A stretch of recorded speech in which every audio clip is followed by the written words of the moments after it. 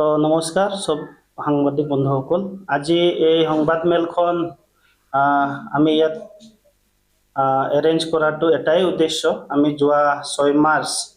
তাৰিখে আমি যি বিটিসি চৰকাৰে যি চেন্ট্ৰেল সিলেকশন বোৰ্ড CSBৰ যি মেম্বাৰ তালিকা প্ৰকাশ কৰিছে, তাতে আমি দেখিবলৈ পাইছো আমাৰ হাগ্ৰামা ছাৰে প্ৰত্যেকটো মিটিঙত তেওঁ কয় যে এই বিটিসি খন সব জাতি জনগোষ্ঠী যাতে এই বিটিসি খন শান্তিত থাকিব পাৰে, উন্নতিত সব জাতি জনগোষ্ঠীক তেখেতে আগুৱাই লৈ যাব। তো সেই হিচাপে যোনটো CSBৰ মেম্বাৰ তালিকাখন প্ৰকাশ পালে, আমি দেখিবলৈ পালো যে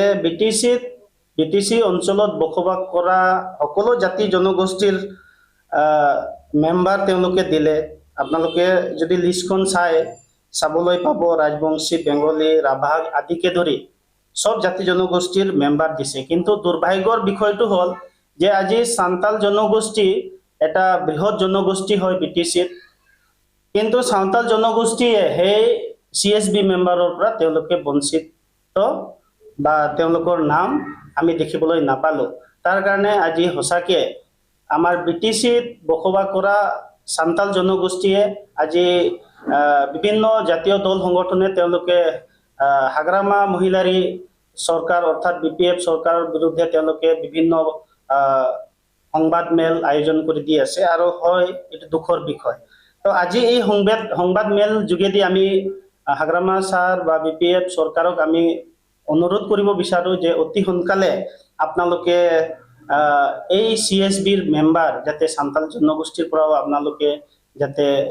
দিয়ে, তাৰে আমাৰ এই সংবাদ মেল যোগেদি আমাৰ BPF চৰকাৰ প্ৰতি এটা অনুৰোধ। আৰু দ্বিতীয়তে আমি ক'ব বিচাৰো, আমি দেখিবলৈ পাইছো হাগ্ৰামা মহিলাৰী ছাৰক বিভিন্ন মেলে মিটিঙে তেওঁলোকে সব জাতি জনগোষ্ঠীৰ নাম তেওঁ কয়, যে ৰাভা চেল হওক, হিন্দীভাষী চেল হওক, আদিবাসী চেল হওক, কিন্তু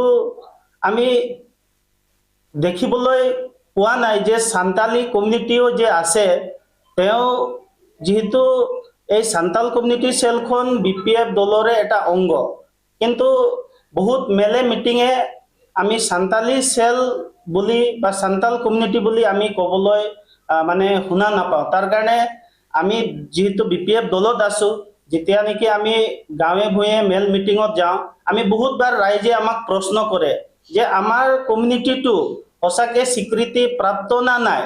হাগ্ৰামা মহিলাৰী ডাঙৰীয়াই গম পায় না নাপায়, কাৰণ তেখেতৰ মুখত ৰাইজে আজিলৈকে শুনিব পোৱা নাই। তো আজিৰ এই সংবাদ মেল যোগেদি আমি ক'ব বিচাৰো যাতে পৰৱৰ্তী সময়ত যাতে মেল মিটিং আমি সকলোৱে জানো অনাগত